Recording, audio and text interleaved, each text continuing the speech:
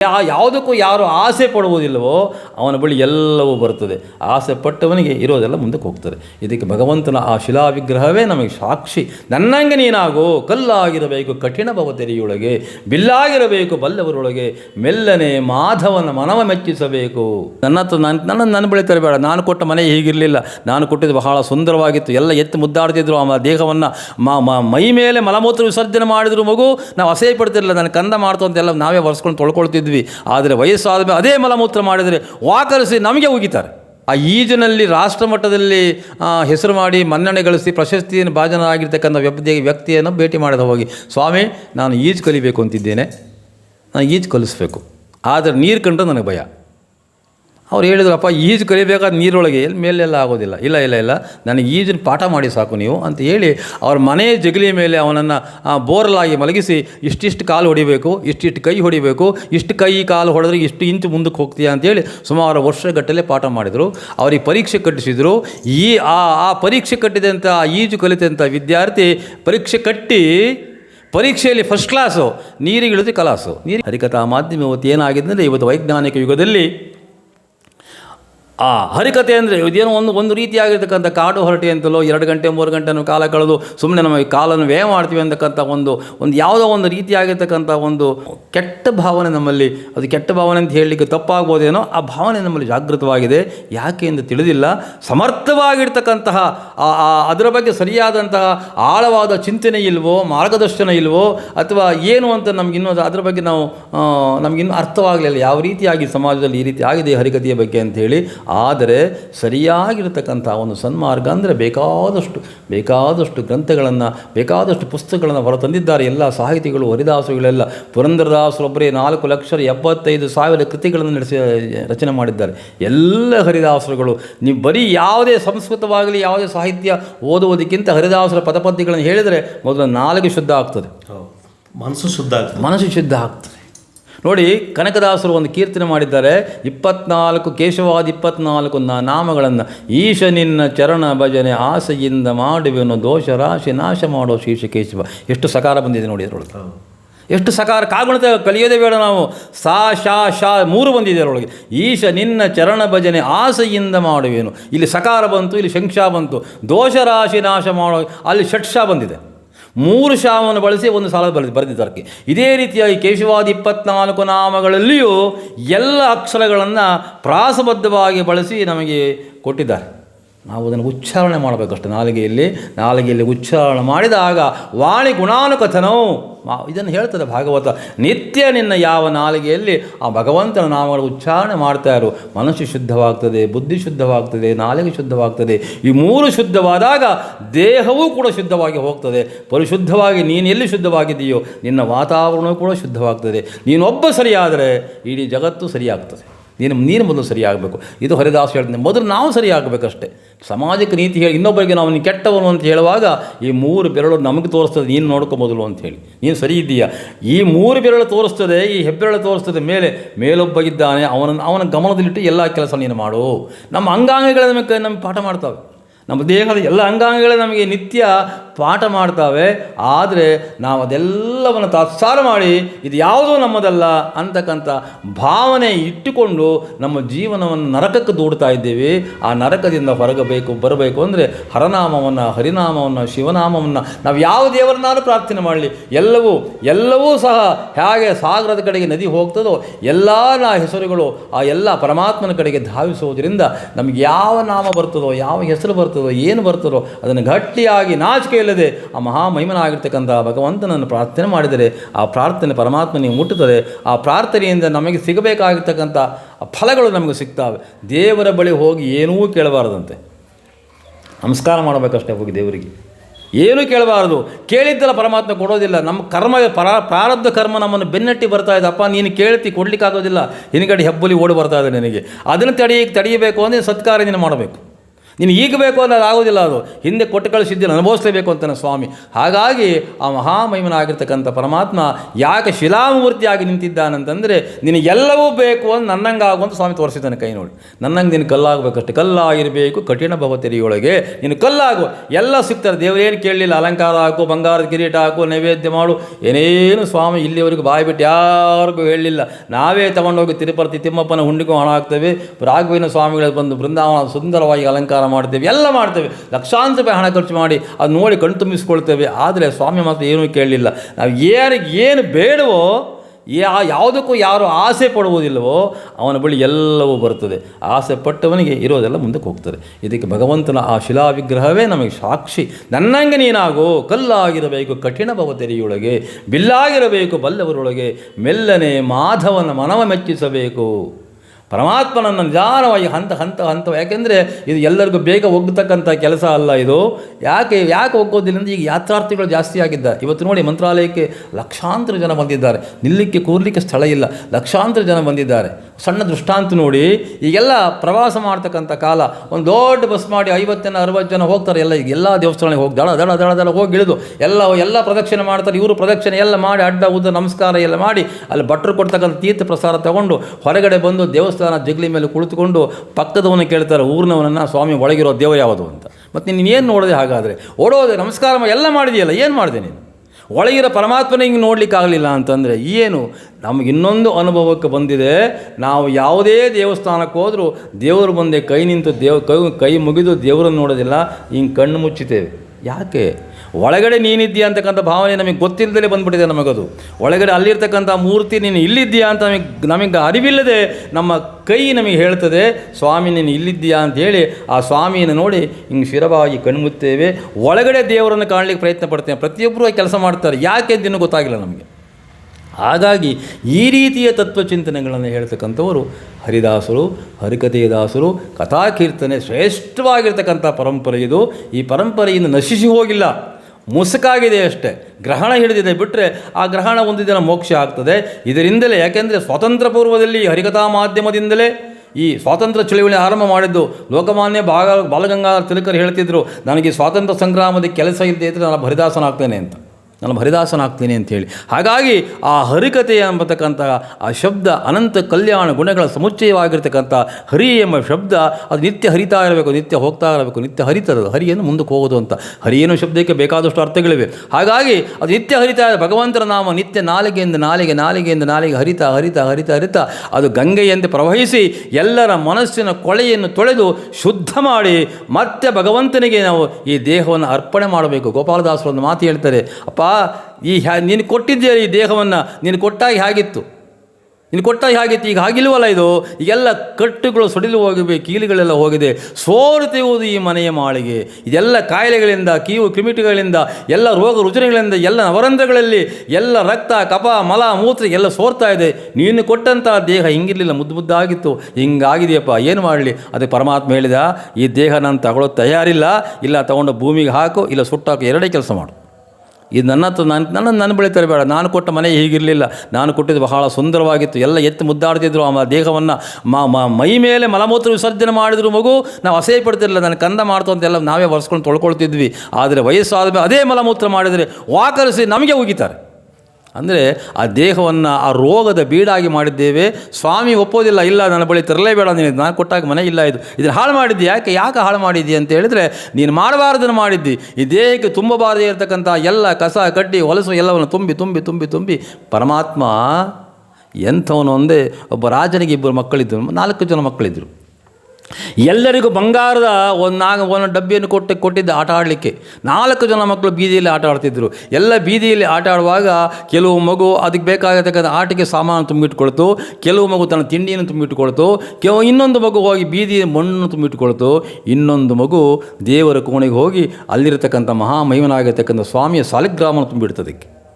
ಅಪ್ಪ ಕಲಿಸಿದ್ದಲ್ಲ, ಅದು ಸಂಸ್ಕಾರ ಬಲ. ಅದೇ ಒಂದೇ ಡಬ್ಬಿ, ಅದು ಒಂದೇ ಮನೆಯ ಮಕ್ಕಳು 4 ಜನ.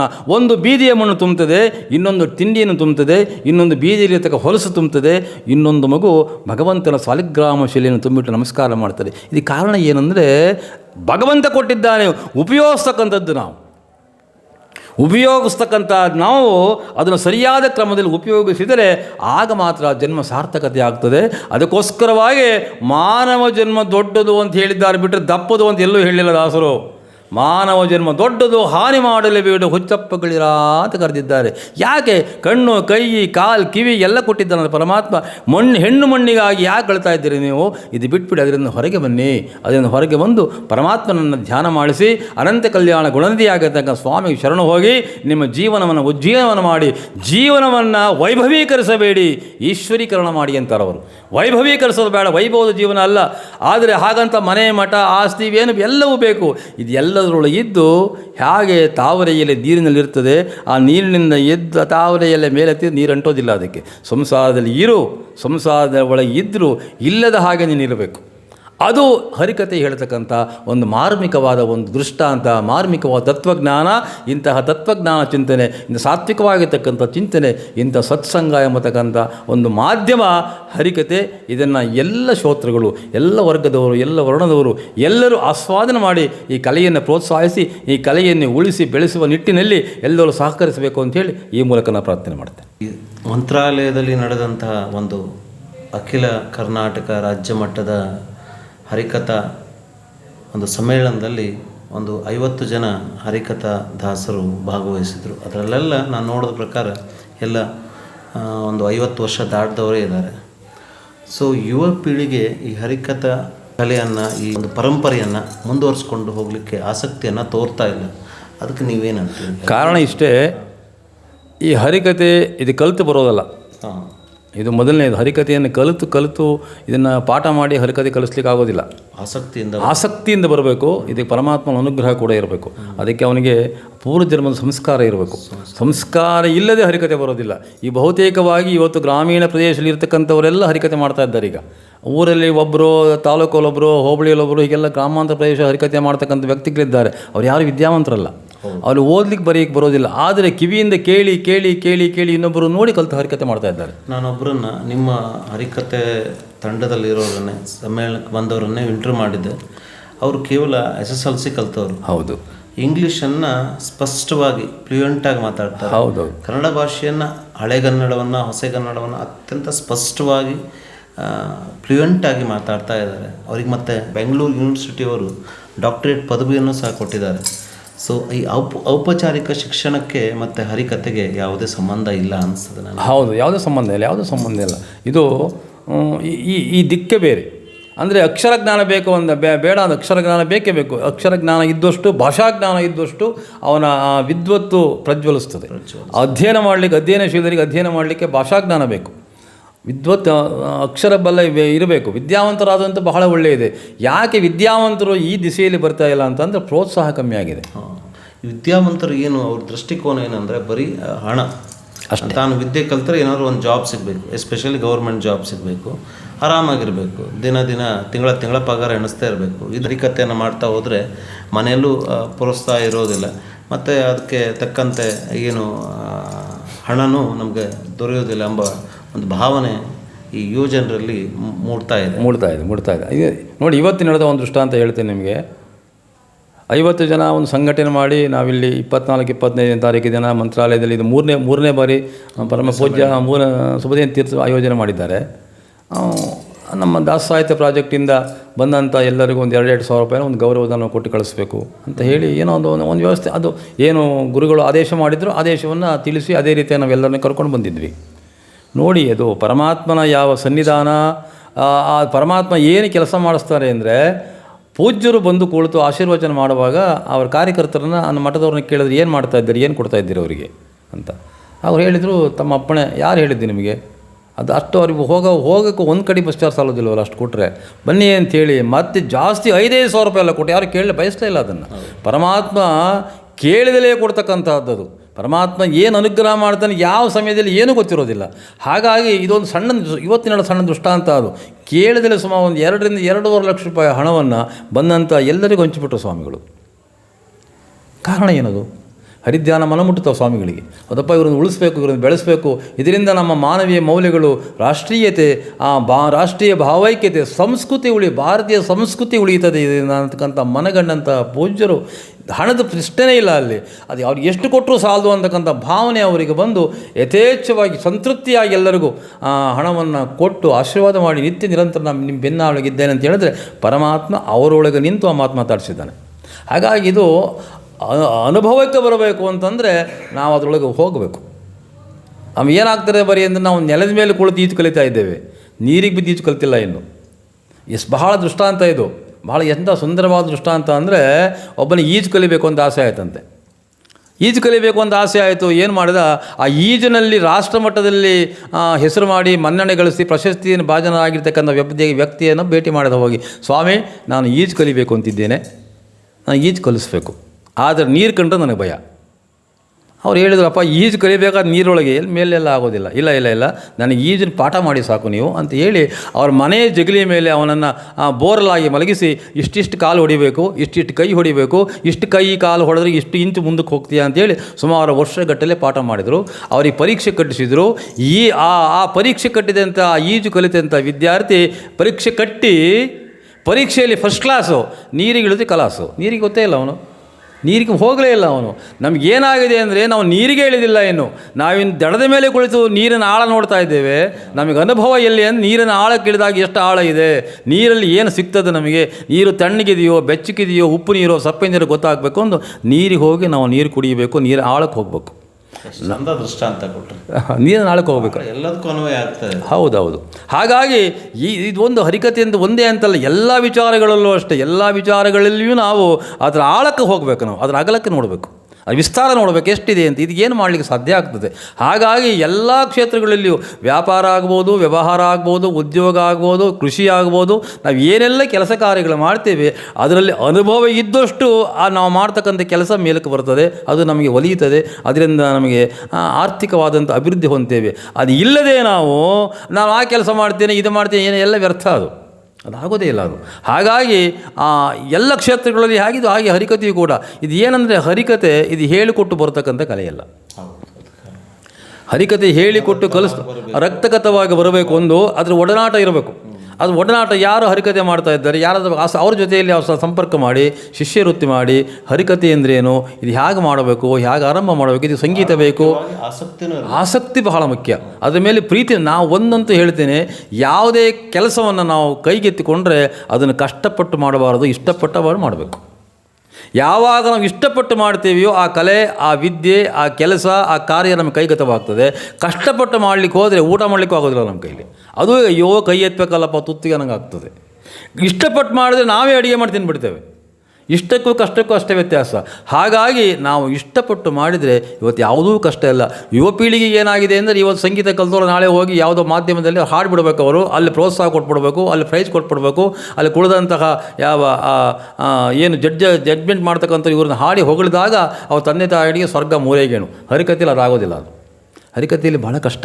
ಹರಿಕತೆ ಒಂದು ನಮ್ಮ ಗುರುಗಳು ಹೇಳ್ತಾಯಿದ್ರು, ಹರಿಕತೆಗೆ ಯಾವುದು ಸಿಲೆಬಸ್ಸೇ ಇಲ್ಲ. ಅದಕ್ಕೆ ಸಂಗೀತ ಸಿಲೆಬಸ್ ಇದೆ, ಪ್ರತಿಯೊಂದು ಎಲ್ಲದಕ್ಕೂ ಸಿಲೆಬಸ್ ಮಾಡಿದ್ದಾರೆ. ಹರಿಕತೆಗೆ ಏನು ಸಿಲೆಬಸ್ ಇಲ್ಲ. ಏನು ಸಿಲೆಬಸ್ಸು ಹರಿಕತೆಗೆ ಅಂದರೆ 4 ವೇದ, 18 ಪುರಾಣ, 64 ವಿದ್ಯೆ, ಷಟ್ಶಾಸ್ತ್ರಗಳು ಏನೇನುಂಟು ಎಲ್ಲವೂ ನಮ್ಮ ಸಿಲೆಬಸ್ಸೇ. ಎಲ್ಲವೂ ರಾಮಾಯಣ, ಮಹಾಭಾರತ, ಉಪನಿಷತ್ತು, ಭಾಗವತ, ಪ್ರತಿಯೊಂದು ಎಲ್ಲ ಅಂಗಗಳೂ ನಮಗೆಲ್ಲ ಸಿಲೆಬಸ್ಸೇ. ಎಲ್ಲಿವರೆಗೆ ಗೊತ್ತಿರಬೇಕು ಒಬ್ಬ ಹರಿದಾಸರಿಗೆ ಅಂತ ನಮ್ಮ ಗುರುಗಳು ಹೇಳ್ತಿದ್ರು ಅಂದರೆ, ತಾವು ಎಲ್ಲ ವಾಸ ಮಾಡಿದ್ದೇವೆಯೋ ಆ ಊರಿನಿಂದ ಎಲ್ಲೆಲ್ಲಿಗೆ ಎಷ್ಟೆಷ್ಟು ಗಂಟೆಗೆ ಬಸ್ ಹೋಗ್ತಾರೆ ಗೊತ್ತಿರಬೇಕು ಅವನಿಗೆ. ಹರಿದಾಸರ ಮೇಲೆ ಬಹಳ ನಂಬಿಕೆ ಜನಗಳಿಗೆ. ಹರಿದಾಸರನ್ನು ದೇವರನ್ನು ಕಂಡವರು, ದೇವರ ಬಳಿ ಇರ್ತಕ್ಕ ಎಲ್ಲ ಕಷ್ಟ ಸುಖಗಳನ್ನು ಬಂದು ಹೇಳ್ತಾರೆ. ದಾಸರೇ ನನ್ನ ಮಗನಿಗೆ ತೊಂದರೆ ಆಯಿತು ಒಂದು ಆಶೀರ್ವಾದ ಮಾಡಿ, ಹಿಂಗೆ ಕೆಲಸಕ್ಕೆ ಹೋಗ್ತಾ ಇದ್ದು ಆಶೀರ್ವಾದ. ಏನಂದರೆ ಬಹಳ ನಂಬಿಕೆ ಇವರಿಗೆ. ಇಷ್ಟೆಲ್ಲ ಅವನಿಗೆ ಕರಗತವಾಗಿರಬೇಕು, ಆ ವಾಕ್ಸಿದ್ಧಿ ಆಗಿರಬೇಕು, ಅವನಿಗೆ ಅನುಷ್ಠಾನ ಇರಬೇಕು. ಅನುಷ್ಠಾನ ಯಾಕೆಂದರೆ ನಾವು ಹೇಳುವುದೊಂದು ಮಾಡುವುದು ಅಂದರೆ ಹರಿಕತೆ ಸಿದ್ಧಿ ಆಗೋದಿಲ್ಲ. ಅದು ನಾವು ಏನು ವೇದಿಕೆ ಮೇಲೆ ಹೇಳ್ತೀವಿಯೋ ಅದೇ ರೀತಿ ಜೀವನ ಶೈಲಿಯೂ ಇರಬೇಕು. ಅವನು ನುಡಿದಂತೆ ನಡೀಬೇಕು ಜೀವನ ಶೈಲಿಯು. ನಾವೇನು ಮಾತಾಡ್ತಾ ಇದ್ದೀವಿಯೋ, ಏನು ಸಮಾಜಕ್ಕೆ ಹೇಳ್ತಾ ಇದ್ದೀವಿಯೋ, ನಾವು ಒಂದು ಹರಿಕತೆ ಮಾಡ್ತೀವಿ, ವರ್ಷಕ್ಕೆ 2 ಮಾಡ್ತೀವಿ ಗೊತ್ತಿಲ್ಲ, ಆದರೆ ನಮ್ಮನ್ನು ಸಾವಿರಾರು ಕಣ್ಣು ನೋಡ್ತದೆ. ಇವ್ರು ಏನು ಮಾಡ್ತಾರೆ, ಹೇಗೆ ಮಾಡ್ತಾರೆ, ಇಷ್ಟೆಲ್ಲ ಉಪದೇಶ ಹೇಳ್ತಾರಲ್ಲ, ಇವ್ರ ಜೀವನ ಏನು ಅಂತಕ್ಕಂಥ ಸಣ್ಣ ದೃಷ್ಟಾಂತ ನೋಡಿ. ಹಿಂದೆಲ್ಲ ಈ ಆರೋಗ್ಯ ಇಲಾಖೆಯವರು ಹರಿಕತೆಗಳನ್ನು ಮಾಡಿಸ್ತಾಯಿದ್ರು. ಒಂದು ಮಗು ಸಾಕು, ಅಲ್ಲ ಒಂದು ಮಗು ಬೇಕು, 2 ಮಕ್ಕಳು ಸಾಕು ಅಂತಕ್ಕಂಥ ಹರಿಕತೆ ಬೇಕು ಅನ್ನತಕ್ಕಂಥ.